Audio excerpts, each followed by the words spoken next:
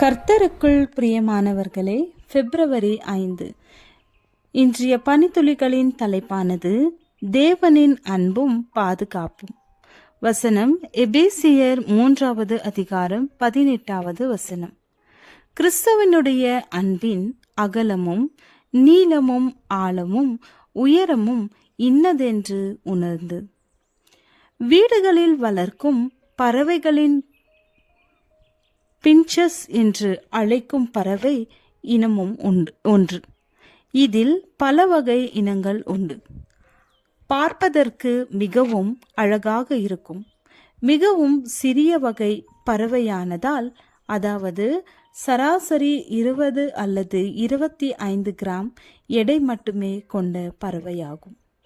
இதன் செயல்பாடுகளை கவனிக்கும் போது மிகவும் ஆச்சரியமாகவும் விசித்திரமாகவும் இருக்கும். இவற்றின் செயல்பாடுகள் தேவனுடைய அன்பையும் அவருடைய மகத்துவத்தையும் விவரிக்கின்றன. முட்டையிட்ட நாளிலிருந்து முட்டையை கவனமாக பாதுகாக்கிறது. குஞ்சு பொரித்த நாளிலிருந்து ஆண் மற்றும் பெண் பறவையும் மாறி மாறி பாதுகாக்கிறது. ஒரு நொடி கூட அந்த குஞ்சுகள் மேல் உட்காராமல் இருந்ததில்லை. நம்மை பார்க்க கூட அனுமதிப்பதில்லை. இரையை எடுத்துக்கொண்டு அவைகளுக்கு ஊட்டுகிறது. ஒரு சில வேளைகளில் அவற்றை பறக்கவும் வைக்கிறது. பறக்கும் போதும் அதன் கூடவே இருக்கிறது. குஞ்சுகள் பறந்த பின்னும் உணவு தானாக உண்பதற்கு முடியாத நிலையில் தாய் பறவையும் ஆண் பறவையும் அதற்கு உணவு கொடுக்க தவறுவதில்லை. அவைகளும் சத்தமிட்டு கேட்கிறது. இது மட்டுமல்ல, முட்டையிட்டு குஞ்சு பொரிக்கும் அந்த நாட்களில் அந்த ஆண் பறவையானது தனது துணையை நேசிக்கும் விதம், பாதுகாக்கும் விதம், கொஞ்சும் விதம் யாவும் வியப்பானவை.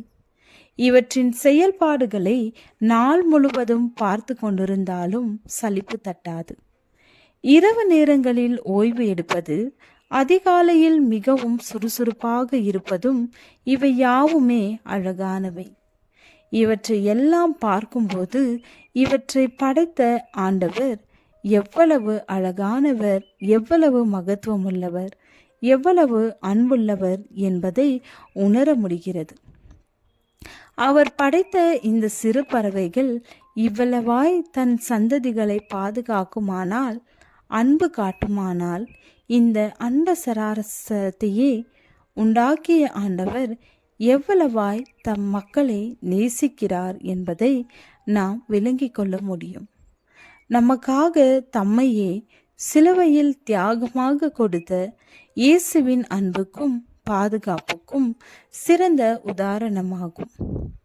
அப்படியானால் நாமும் ஒருவரையொருவர் நேசிக்கவும் நம் பிள்ளைகளை அழிவிலிருந்து பாதுகாக்கவும் வேண்டும் என்பதே செய்தி. தேவனை நேசிக்கவும் நம்முடைய தேவனை தொடர்ந்து தேவைகளை தொடர்ந்து ஜெபத்தில் கேட்க வேண்டியது அவசியம். வசனம் ஜெபம். நேசிக்கும் நல்ல தேவனே, இத்தனை பெரிய பாதுகாப்புக்காகவும் அன்புக்காகவும் உமக்கு ஸ்தோத்திரம். ஆமென்.